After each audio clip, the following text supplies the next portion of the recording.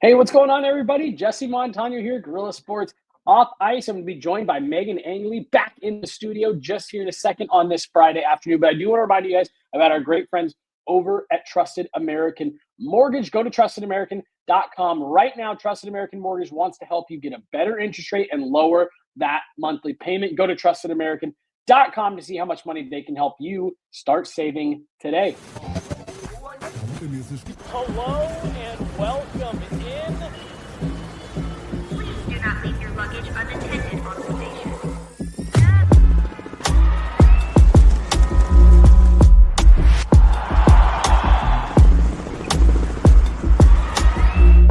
Welcome to the show. Hello, welcome to the show. That's right, Jesse Montano, Meghan Angley joining me from the Guerilla Sports Studios. Meghan, look, you have been busy this week. We've had some Eagles projects going on behind the scenes that we're not talking about quite yet. So you've been busy. I've been on the road. How the F are you? Haven't seen you since Monday. I'm doing really well. It's been a good week. You're right. It's been busy. I've been juggling some car stuff too. Nothing bad, just needing to get vehicles in for service and get a car that I can use in the meantime. Because I will be going up to the Eagles on Saturday for the Pot of Gold game. Always a fun fundraising Nice. event that the Eagles do every year. So I'm really hype about that. So the vibes are high. How are you doing? I'm good. Yeah, I'm in Montreal. I had an absolutely fantastic bowl of poutine last night from Montreal Poutine. So I'm doing great, and I'm getting to chat some Avs hockey with you after a big win. So things couldn't be better for me, Megan. And we're going to get into that. We're going to get into the win from last night. You and I are going to catch up briefly on Toronto. We don't need to spend too much time on it, but we'll catch up briefly on that. And then, Megan, I think there's a few players that you and I are wanting to dive into a little bit today in terms of what we've seen out of them recently. So let's get into it. Let's start talking about all of it. Like I said, you were busy the night of the Toronto game. You had some stuff going on with the Eagles, but it was a weird game. Um, Two goals that take funny bounces. One of them off Devontae's. Here's all we're going to talk about, Megan, because it has been a lot of popular. It's been a popular discussion on hockey Twitter the last couple days. The game-winning goal for the Toronto Maple Leafs. You and I were just looking at it right before the show started, and we're still perplexed a couple days later. I guess just your thoughts, a hard-fought game that ends on a really, really quirky bounce. Yeah, that's how it felt, and so it felt like a game that the Avs just needed to wash out of their hair, and I actually love that they didn't seem to do that and instead came out like they were angry in Ottawa. I think not immediately at the drop of the puck, but that first period, I think, was a reflection of dissatisfaction with how the Toronto game ended and controlling the controllables. So they couldn't go back and change some of the weird things that had happened in the Toronto game, which was an otherwise hard fought and close game. So they could take control of the situation in Ottawa. That was kind of my impression of how the Avs handled the Toronto loss, because it was in a lot of ways out of their control. I think the Devon Taves weird bounce part of it is interesting because I've seen some people critical that he seems to be at the forefront of a few weird bounces like that. And I think there's some truth to that, but I also think it's a testament to a smart player being in good position. And so you are going to be in shooting and passing lanes when you are a good defenseman. And sometimes that means that your body does catch a puck, but in a weird way, or your stick does catch a puck, but in a weird way. And so I'm not faulting Devon Taves and putting him as some sort of target of the guy who has weird bounces all the time. And then, of course, there's the weird bounce off the official, which is ultimately what seems to decide this game. And in watching it just now before the show, I'd seen some clips floating around on the internet, but I hadn't sat down properly and watched it. My initial reaction is there's an issue of some depth perception on behalf of the official, and they see that this puck is coming to their eyes towards them. So there's this panic of desperation to like move out of the way. They toe pick and fall. And so I don't think this puck was necessarily going to hit them anyways, but I do think there was a real fear of that happening. And in that panic motion to try and move out of the way quickly, they eat their toe pick and fall to the ice in what would look a little bit odd otherwise. It's like, what did he seem to trip over? I think it was himself, and it was a panic reaction based upon that puck coming his way. So, Megan, I completely agree. I was telling someone right after the game, um, if I didn't know better, and I hadn't watched as much hockey as I've watched in my life, I could see how that could look to someone like that ref dove on the ice in front of that puck. I could see how that could look like that to someone. But I think you're spot on. I think he was kind of turning and trying to pivot just to get himself back in position and saw that puck coming. And like you said, just kind of panicked, trying to get out of the way. And his feet kind of get tangled up. And it does. It looks like he catches, his toe kind of picks into the ice there, causing him to go down. But it's definitely an odd one. When I first watched it, I said, man, did he think that puck was coming high? So he dove on the ice to get out of the way? Like, I've never seen a ref do that. I think you're right. I think it was just an unfortunate set of circumstances that led to him panicking and getting a little bit discombobulated and falling down. But a really weird play. And for the people that are asking why the play wasn't blown dead, officials are treated just like a part of the playing surface of the rink. It's like glass. It's like the boards. If the puck hits the stanchion and goes in a weird way, the puck hits the Zamboni door in a weird way. That's exactly how the refs are treated. So a really unfortunate bounce. I thought Nathan MacKinnon put it best after the game. There's 82 of these things. You're going to have some that end in weird bounces.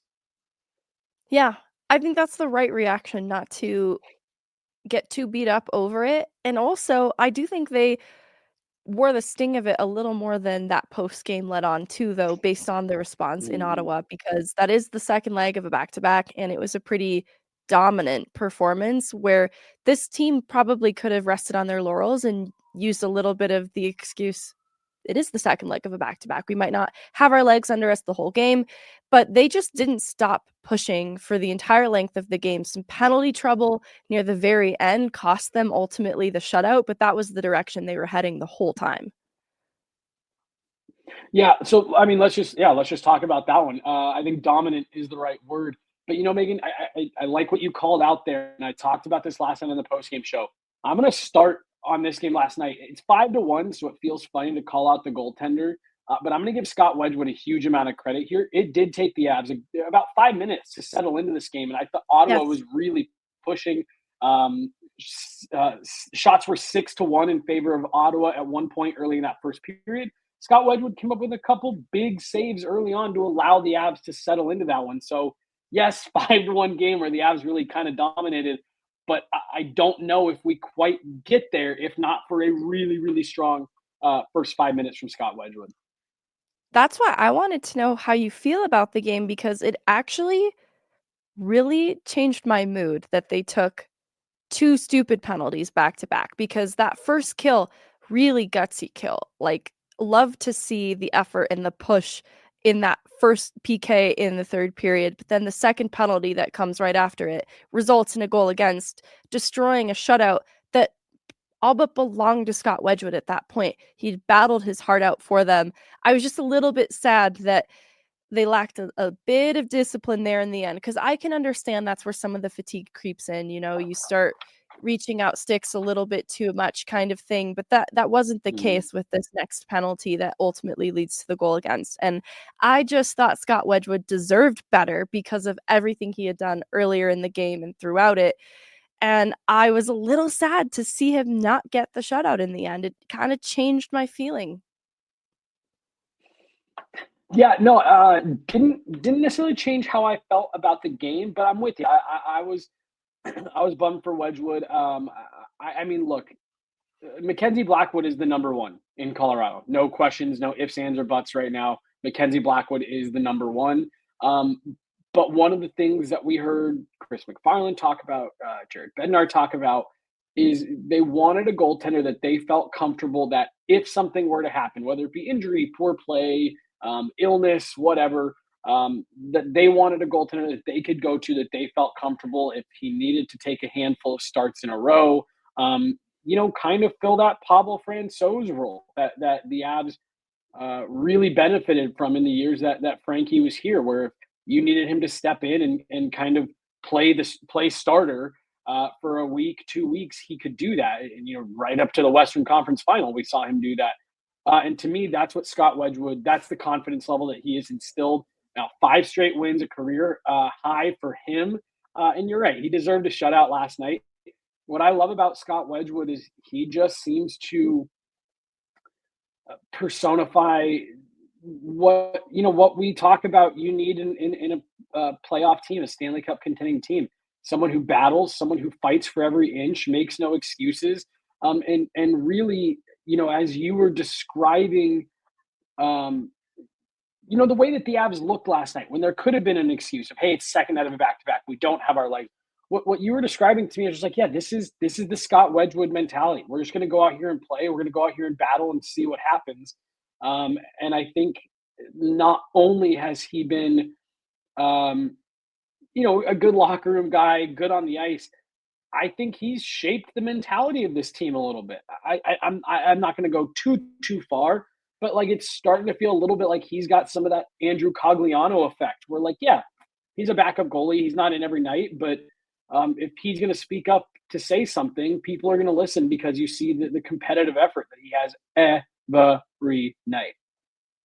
I think the unspoken side of it too just reminds me of Pavel Francouz, because you could feel a difference around the team playing in front of him, in that they wanted to rally around him and support him. They enjoyed playing in front of him. And I think that is an unspoken part of Wedgwood's game that is very similar to what Francouz did, in that the Avs want to battle for Wedgwood because they see how much he battles for them. And so I think that does give them a little bit of juice, even in the second leg of a back-to-back, because they see that Scott Wedgwood has come to play and has come to compete for them. And so they want to meet that energy and match it. And I also think, the Toronto loss did leave a bitter taste too. And it all came together for this perfect mentality to be this dominant Avs team. Because you're right, it extends past the goaltender too. Like, seeing the power play late in this game, Jared Bednar still putting out that top unit as constructed. He could have, at that point, they're up 5 goals. It's not really necessary for him to do this, but he's wanting to see this unit get even more reps together and kind of perfect what has been a pretty good thing. And we've seen Brock Nelson up there, going back a handful of games. And I think that now that Drouin's back on that top unit, there is this sense of wanting to see what all of these people are capable of. And I think that having that top unit out late in a game that they've all but won is a reflection of not wanting to let back a little bit too much. And you're right, I think that is very much a Scott Wedgwood mentality. So Wedgwood allows the Avs to settle into the game, and then Nathan MacKinnon breaks you. I actually said also last night, Megan, for a few minutes there, I thought the Avs were going to have a Linus Ullmark problem last night. I actually thought he started the game really well. He made a couple big saves in tight, and I said, oh man, are you going to end up with another one of these games? But Jonathan Drouin, 4 points in his last 4 games, including 2 last night.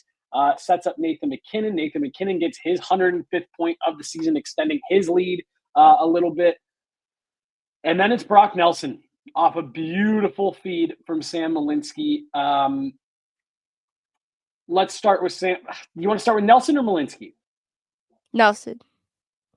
All right, let's start with Nelson. You and I had talked a couple nights before that last home game for the Avs, before sending on this road trip, Dallas. And then I think we even talked about it on the show on Monday of like, hey, look, this is a player who's doing good things. Has it been perfect? No. Has it looked like he's settling in? Yes, but he's doing some good things. We wanted to see him shoot a little bit more.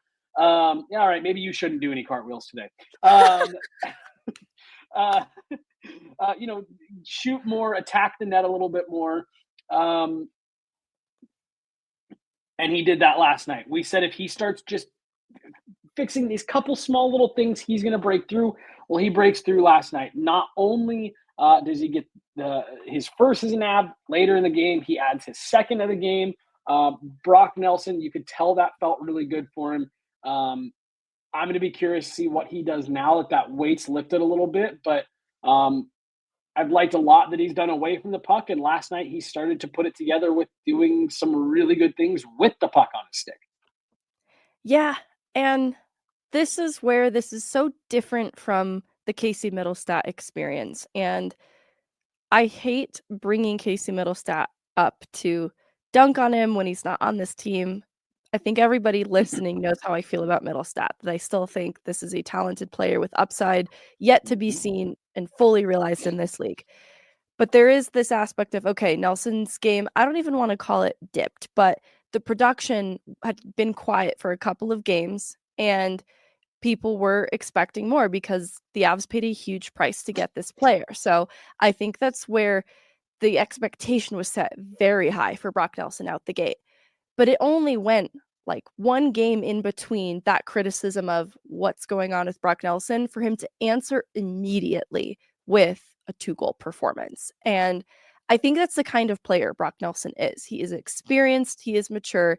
I don't even know that he's consciously thinking of, oh, my production's been a little bit quiet lately. I think he's just so talented that he recognizes it's going to come if he sticks to his process, and he's going to deliver. He's going to execute, and those results are going to come. And you don't have to wait around long because of the experience that he has as a player. And I think that shines through in a game like the Ottawa game, because process-wise, I've liked a lot of things that Nelson has been doing. We've talked about him on shows lately without much criticism, even though the production maybe didn't pop off the page. Again, I think people are fair in wanting a lot from Nelson because of the steep Cal Ritchie price that was paid. I think that's completely fair. But I think we're also a little bit, what's the word I'm looking for? We're still feeling the sting of the inconsistency in Middlestat's game too, that when it goes quiet, there's that fear of, is this going to happen for 30 plus games? Because that's the experience we just left. And that's not Brock Nelson. This is an entirely different experience. You have to throw out everything about the player in his position before and treat it with a clean slate, because this is a player that has been a dominant player atop this league, first line center on his former team for a reason. And that reason is what we saw in the Ottawa game. Well, and we've heard Jared Bednar and Nathan MacKinnon talk about, veteran, more mature, more experienced players being the ones that they brought in. And like you said, I mean, yeah, you and I talked about it. Big Casey Middlestat fan. I think that's a guy with a lot of upside. This isn't, I'm not trying to put Casey Middlestat down here, but like Brock Nelson is a little bit older, more veteran, more mature player, a player who's gone through ups and downs in his career. How many times did we hear Casey Middlestat in the last 6 months say, I've never gone through anything like this? Brock Nelson's a guy who you and I talked to him just the other day on Monday before they left. Not rattled, not upset. Hey, look, I'm getting comfortable. These guys are great playing with this guy. Just it wasn't going to rattle him. He was going to continue to progress through his process till he got the results. And he got the results. Now he's got to build on that. He's got to keep doing it. But what we saw last night is why the Avs brought him in. Not only is he defensively responsible, not only is he a mature player, he's big, he can play physical, he's got a long reach, he can put the puck in the net. He's done it. He's put 30 goals up multiple times in this league. The Avs are looking for him to contribute at that type of clip again. So I thought last night was really good for him, just to get feeling good and get that confidence going and kind of get the monkey off his back a little bit. He's playing with some really good players. So I thought that was big for Brock Nelson to be able to break through last night. I think the other thing, and this could be kind of a weird observation, but it's the versatility in his game too, why that's significant. It felt like with Middlestat, it had reached this point very fairly that he'd lacked consistency in his line mates, and that created some trouble on the ice. And it felt like this perfect formula was needed on a nightly basis for Casey Middlestat alone to succeed. And I look at Brock Nelson, he's just inherited this situation. So we're not really in that room of being able to create this perfect formula around Brock Nelson. He needs to assimilate. And the talent around him he's very fortunate. It's Val Nichushkin and Jonathan Drouin. So that is not a bad problem to have. But, it's also, he's not really in control of who he gets to play with in that same sense of trying to find suitors for Casey Middlestat. He is Right. making his game work with these other really talented players alongside him. Their games complement each other really well. And so I feel like Brock Nelson, being a mature player and then being versatile as a result of that, can play with anyone. And so I look at even how this Brock Nelson goal in the first period happens. It's off a great feed from Malinski under the stick that he catches on his backhand in the circle. And I like that it doesn't have to be from just Drouin or Nichushkin. I like that Brock Nelson can play off of all of his teammates, and I do think that versatility is going to be more important in the future. No, I'm with you. Versatility has been the name of the game this year for Joel Kiviranta. We are going to come back to Sam Malinski, but I'm kind of going to make that the meat and potatoes here of what we talk about, because I think not only is Malinski playing really good hockey right now, I think he's going to be even more important here down the stretch. We'll get into that in a second. But I do want to talk about Joel Kiviranta, who is another one of the players that adds to this game last night, really starting to pull away.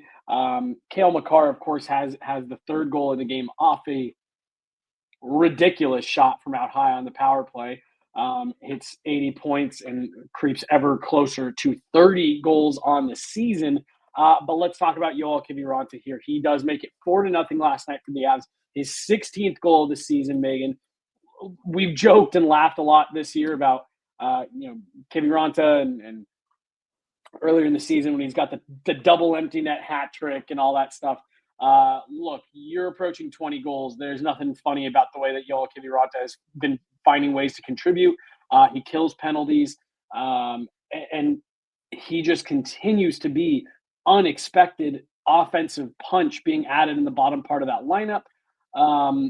Look, I said after the deadline, I would have liked to see them maybe fill that third line role a little bit better. You could slide Kiviranta down. Right now, Joel Kiviranta is playing like a legitimate third line player in this league. Yeah, a legitimate third line player, full-time NHLer without question. And that's so different from when he came to Colorado on a PTO, didn't earn a spot out of camp, and without ego reported to the Eagles and worked his heart out there, transformed that into an NHL contract eventually. And that was born from circumstance. Avs were looking at the number of players they had to put on jerseys and realized they needed more bodies. And I don't mean that to diminish Kiviranta. He saw an opportunity from there and has run with it ever since. And so, he built upon last season, where I do think you go back to the beginning of the regular season and Kiviranta's game did not pop, in my opinion.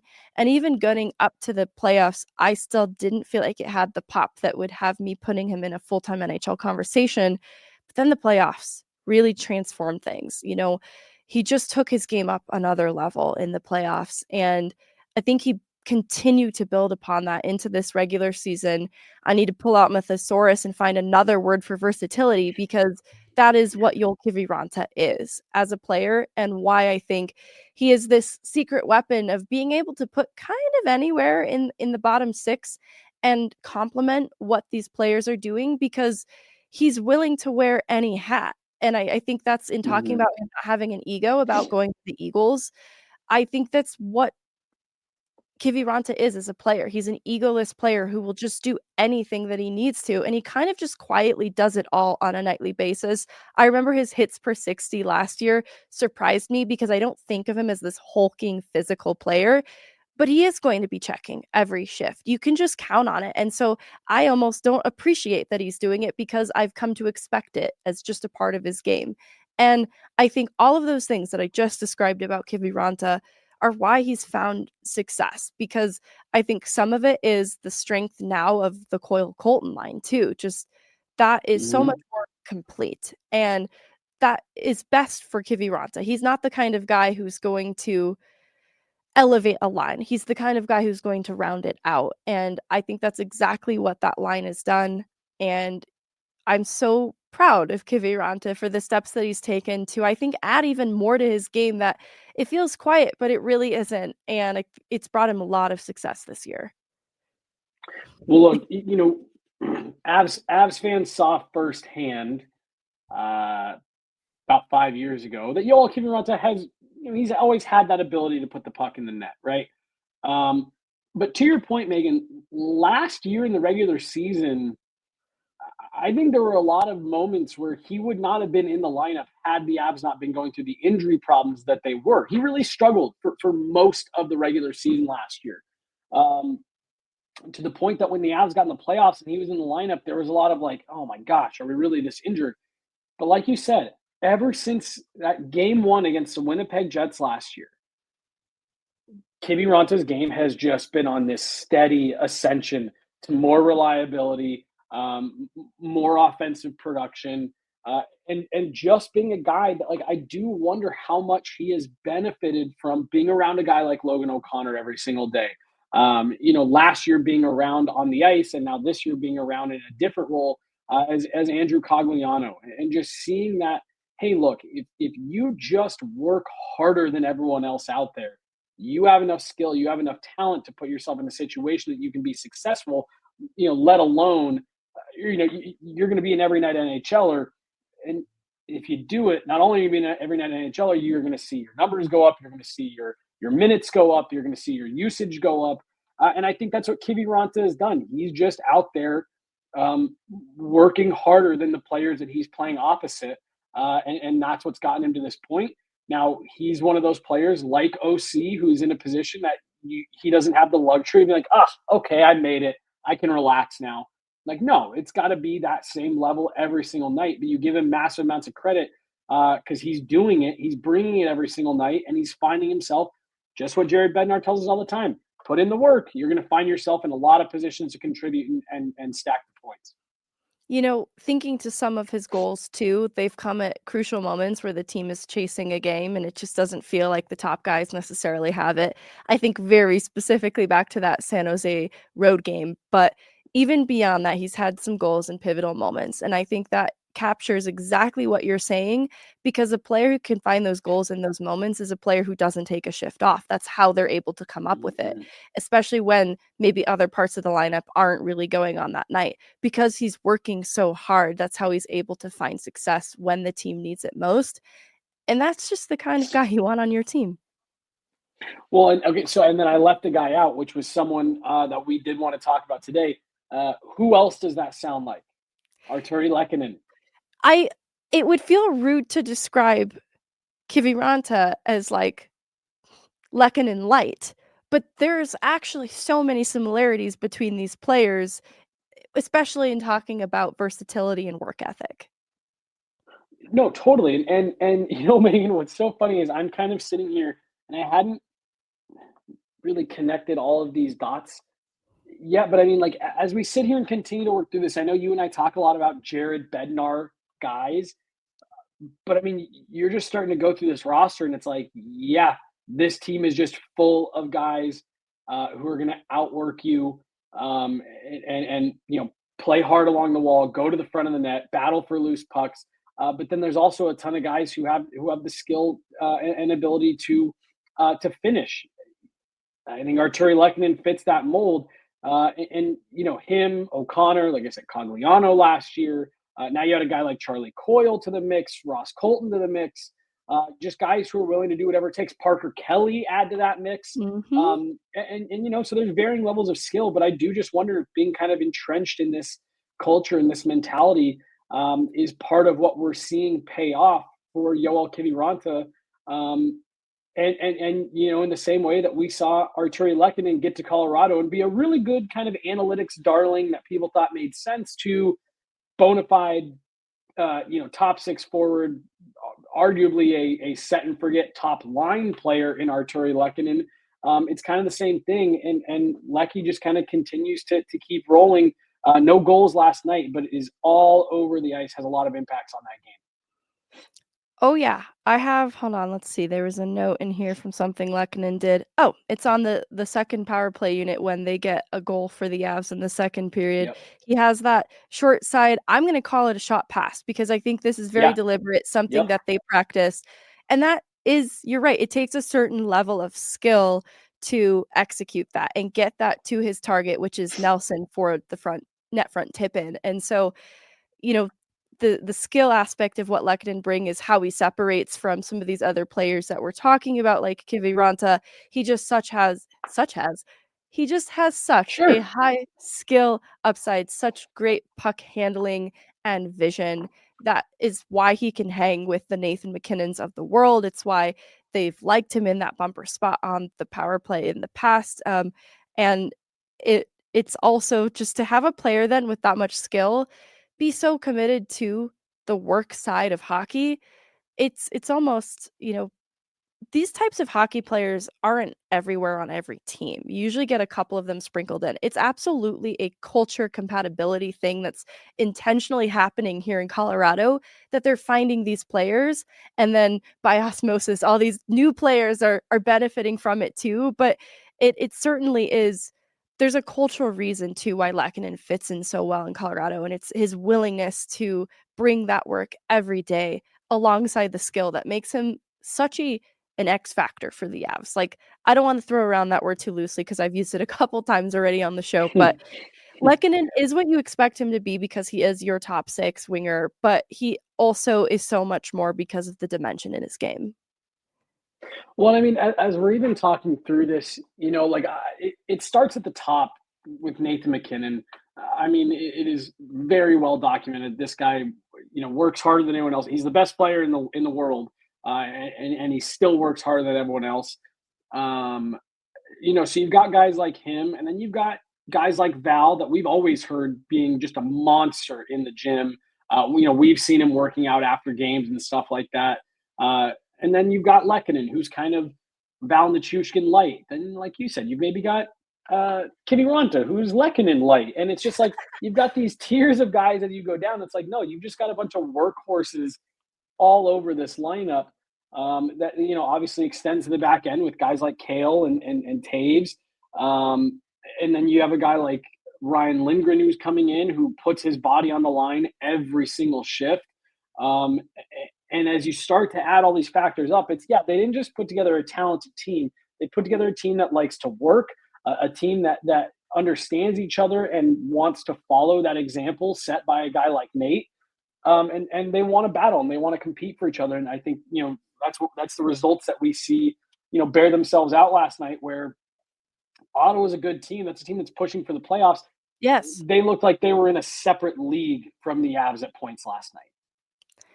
Yeah, that was something I was watching with my parents, and they're asking me, like, how's Ottawa as a team? I say this is a team pushing for their playoff bid and trying to solidify their place there.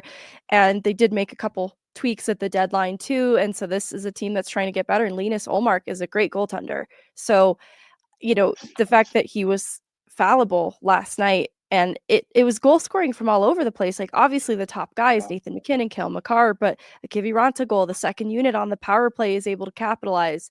The Avs put on such a dominant display.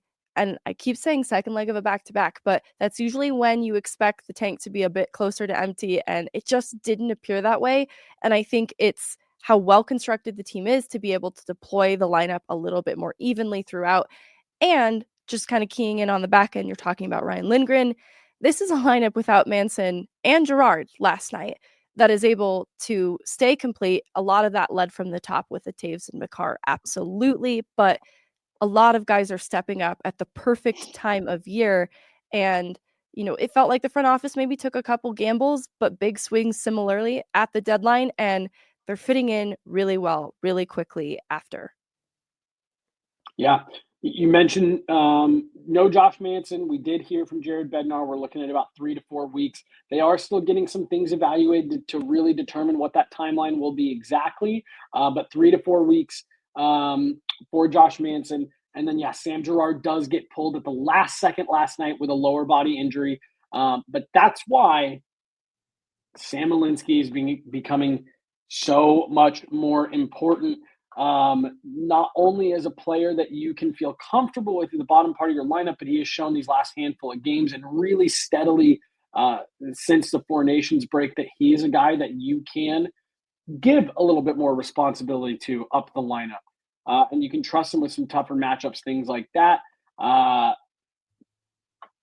You and I talked about it at length earlier this season, Megan, that it felt like Sam Malinski was a guy who's hitting that NCAA wall a little bit. I know he played pro last year in the American League, but the American League is a very similar schedule to college. A lot of weekends, a few one-offs here and there of series that take place during the week. He gets that 2-week break for Four Nations. Seems like he was able to get rested, recovered, rejuvenated, whatever word you want to use. This is the best hockey we've seen Sam Malinski play so far, Megan.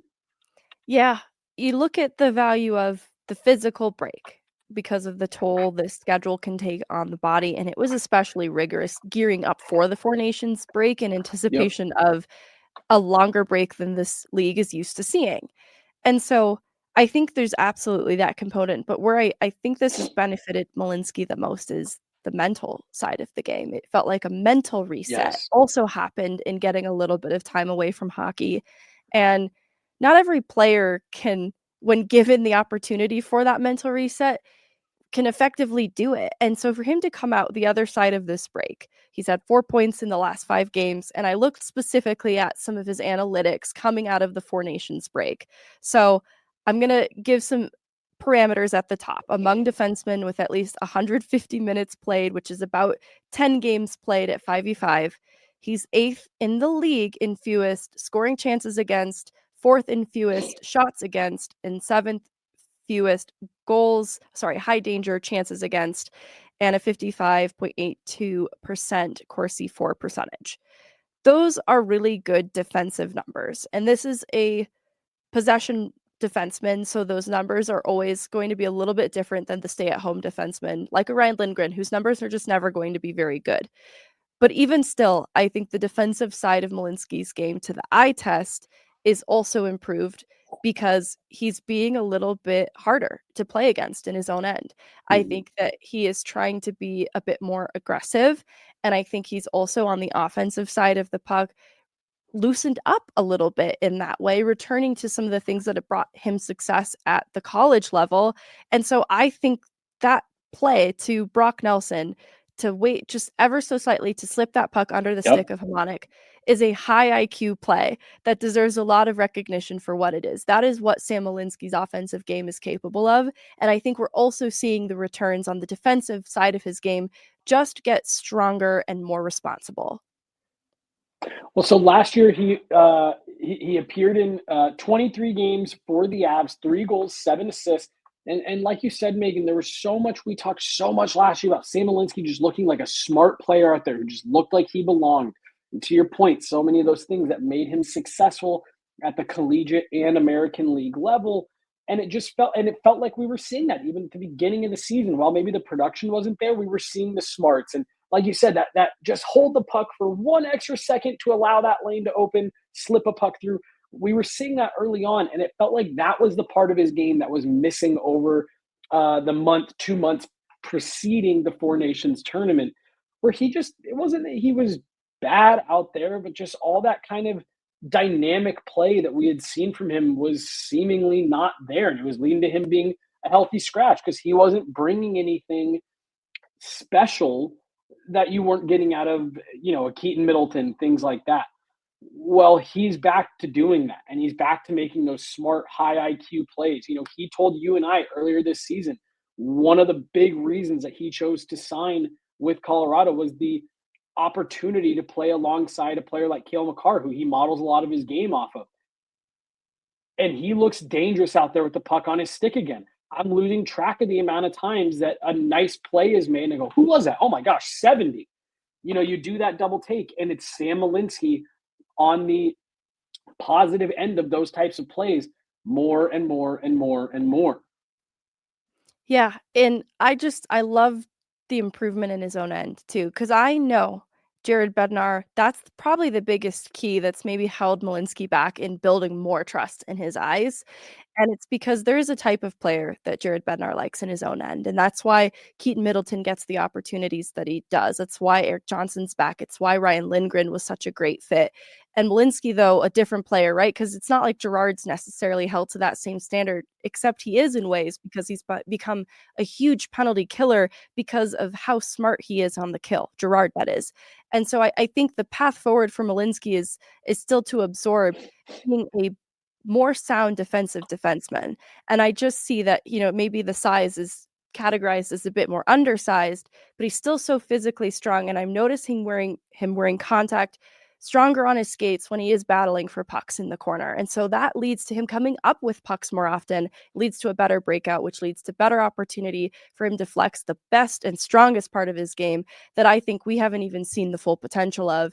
And so I think that just builds more trust with Bednar. And hopefully this leads to then more consistent opportunity, because even when coming out of the break, and then following some of the new acquisitions, like with a Lindgren, there was still a moment where Malinski was the guy coming in and out on, every other night. He didn't let that shake his game, though. He continued to build upon what's been working for him well over this last handful of games. And I also think that shows a lot of maturity. Yeah, and the other thing to keep in mind here, I'm just looking at it.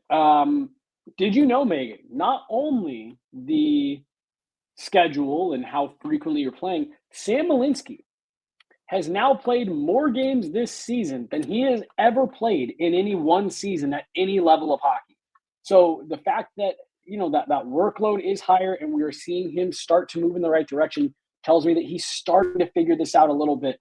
And, we've seen the Avs trade away draft capital and prospects and things like that. Sam Malinski is going to be a key part of this back end over the next few seasons to help keep them at that kind of elite level that they are wanting. And if you can start to get to a point where you can push him up your lineup a bit, boy, that's going to make a really big difference.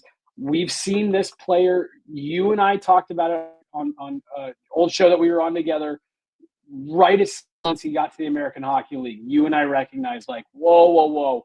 You don't just make this jump to pro and have this level of impact if you're not a smart player, good skate, checking a few of those boxes that when you're seeing that translation, that's not just a stroke of luck.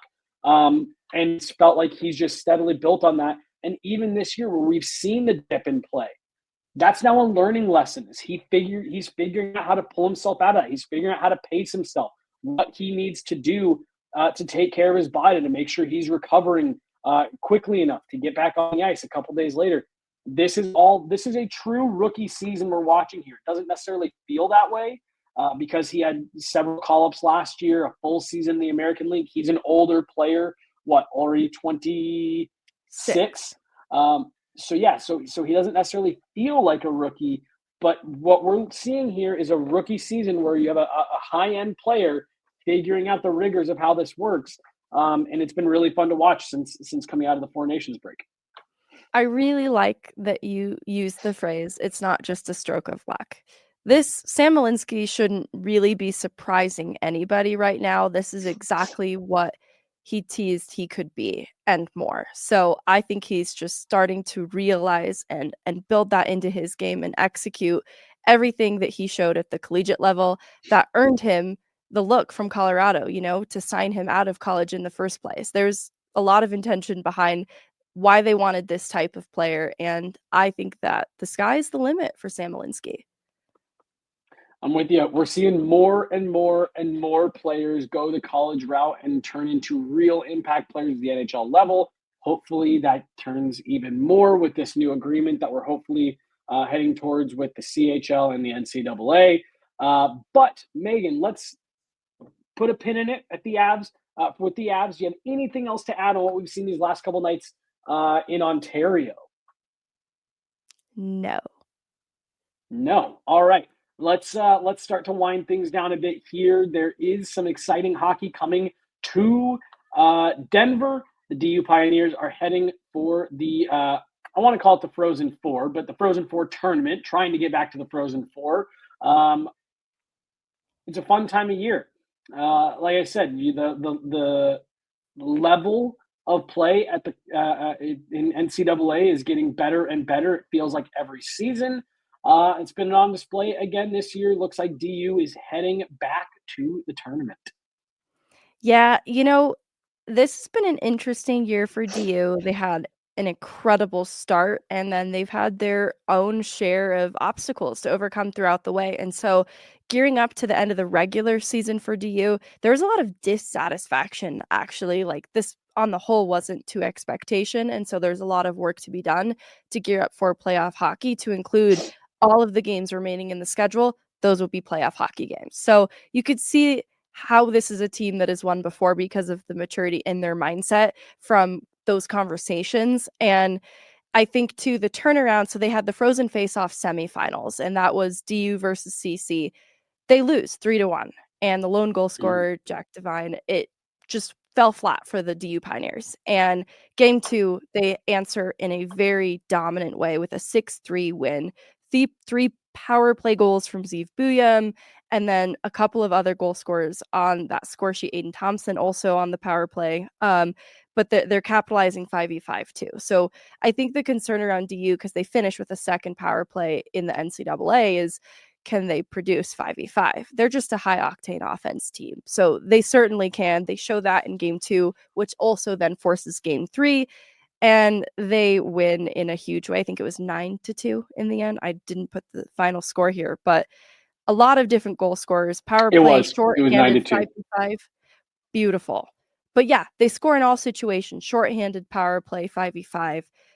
I think there was a lot to answer for in how they played game 1 against CC. A lot of dissatisfaction there. They're better than this.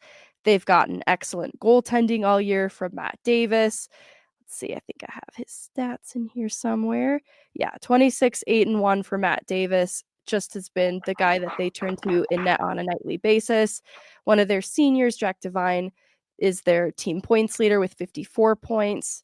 Team goal leader, Sam Harris, a sophomore, and he's a Montreal Canadiens draft pick, fun fact. But they're gearing up for a good ASU team that they obviously have, some history with. And ASU is the lower seed in this matchup, but it's certainly not an aspect to be underestimated too in what's going to be next for the Frozen Faceoff then on deck. Arizona finished 11th in the NCAA. DU finished 6th. They were 12-13-2, 11-6-1 at home.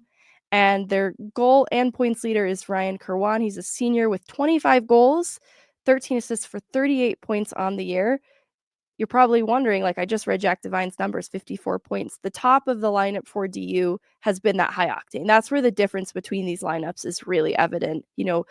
The points leader at ASU, 38 points. It's just been so much of an offensive threat on behalf of DU. That's what they have to continue to lean into then in this matchup, because behind that for ASU, Lucas Sillinger, a grad student, 8 goals, 30 assists for 38 points. Behind that, 37 points for Artturi Lehkonen, 16 goals, 21 points on the year. ASU has an 11th ranked PK and a 3rd ranked power play just behind DU. So their special teams can prove to be a little bit of a challenge, especially if they get power play opportunities in this series against DU. But otherwise, DU should have the upper hand. It's just a matter of remembering who they are and bringing that on game 1, because ASU will not be as forgiving as CC was. It's, Megan, you and I have talked for a lot of the time that we've known each other about college hockey and stuff like that. It's never been something that I've followed super closely. Obviously, every year we get to the tournament, I'm, tuning into games, DU goes on their runs, things like that. But the level of play, it just feels like it is skyrocketing year over year. It just feels like the NCAA is so much more fun every time I turn around and watch. Also, would be remiss if we did not mention Taylor McCarr over in Hockey East. Hell yeah. Maine University. Has that game happened yet? Or I'm looking now. Hockey East tournament. Let's see. Maine won in overtime to send themselves to the Hockey East championship. What? I'm happy they won in overtime. Sorry. Oh, sorry. I thought you were reading something that you were woohooing about. Sorry. No, you're fine. I was like, oh my gosh, what? Yeah, but Maine to the Hockey East championship. Interesting. I'm looking at the sheet here. All right. I'm excited for Taylor McCarr. That's a big stage, a big opportunity. That's the kind of stage, too, you want to see players performing at ahead of Yep. potentially signing a contract and joining the Eagles and playing at the pro level. You want to see them hang with kind of the best among their peers at the collegiate level, because that has become a very strong pipeline to the pro league right here, with the Colorado Eagles, American Hockey League, getting a lot of players to help round out their lineup from the college pipeline. So this is a fun and important moment for Taylor McCarr. Well, and it's a game. Look, when he made this move from UMass to Maine, it felt like, okay, yeah, Maine's got a decent program, but um, he's kind of taking a step back. UMass is the better team. It's a better program. Obviously NHL experience on the coaching staff. And Taylor McCarr goes to Maine, and look, it's not quite the same impact that Cale had on Massachusetts, but look, like he goes there and he's been a big time player for them this year, an impact player, and here they find themselves in the Hockey East Division Championship game ahead of the Frozen Four tournament, and it's just it feels very Cale-esque, where it's this program that maybe in your head was, oh, he's taking a step back, but in fact, he finds himself in the same situation that you were hoping he would find himself in, staying at UMass, going deep, playing meaningful games, except he's done it with a bigger role in Maine. I think about the DU hockey program. It's my frame of reference, obviously, but the teams that have been successful for them haven't just been the teams with high draft picks that go to the NHL, after their sophomore year. It's been teams where the top is actually built with seniors or grad students, players that are in their fourth year that have, I'm going to refer to it as experience. And Taylor McCarr is joined by some other transfer guys that have joined Maine this year. And so the top of Maine's lineup has a bit of age and experience to them. They have some senior representation. And I just think that, similar to the conversation we're having with the Avs and the importance of a Brock Nelson or a Charlie Coyle, I do think there's such a reason behind why the experience matters in the overall makeup of a team. The first overall picks that land on a college team for 1 year definitely make a difference, but you need more than that. You need the maturity and the leadership, and I think Taylor McCarr has brought that, and that's been part of his contribution to Maine and their success. 100%, and it's that maturity that there's a level of expectation that comes with maturity and dedication to the game when you have the last name McCarr, and to see Taylor being able to kind of carry this over at Maine, it's awesome to watch. And look, you and I did a show earlier this year. You wrote a great article after chatting with Taylor of saying, hey, look, this felt like a at the time of the draft selection, like, oh, they drafted Cale's brother to be nice. How cool. This is a legitimate pro hockey prospect. Right now, he went from last pick in the draft to, this is a guy that legitimately could be knocking on the door of your AHL franchise and making a legitimate impact there next year. And then once you get to the American League, all bets are off. You never know what could happen from there. Logan O'Connor. The undrafted example of how you can make your own path forward at the American League level and beyond. Yep, it's all about work ethic. There was a comment here. Yes, this is for the mask that Dave Art did put out today. I just put it on my Instagram story. That is Scott Wedgwood's new. I believe it'll be his backup mask. We've been hearing about this one behind the scenes a little bit for a couple months since he got here. So I know they were going back and forth a lot on what the design they wanted to look like. It's a Game of Thrones themed Avs mask for Scott Wedgwood. So it's over on Dave Art's Instagram page. Go check that out. Look pretty cool. It's half blue and half red, or burgundy, I guess. Awesome. Yeah, not bad. Megan, anything else for today before you and I get out of here? No. That's going to do it, folks. For today, that's it for today. We've got full game day content coming your guys' way tomorrow. Avs and Canadians, as the Avs wrap up this 3-game Eastern Canadian swing. Megan and I will chat a little bit after the game. We'll have all the locker room stuff for you guys that you normally come to expect from Guerilla Sports, morning skate, post-game, all that good stuff. And then, we will chat with you guys tomorrow after the game. But that's going to do it. She's Meghan Angley. I'm Jesse Montano. This is Guerilla Sports Off Ice, brought to you guys by our great friends over at Trusted American Mortgage. Thank you so much for tuning in, hanging out with us today. And we will see you tomorrow. Have a good one.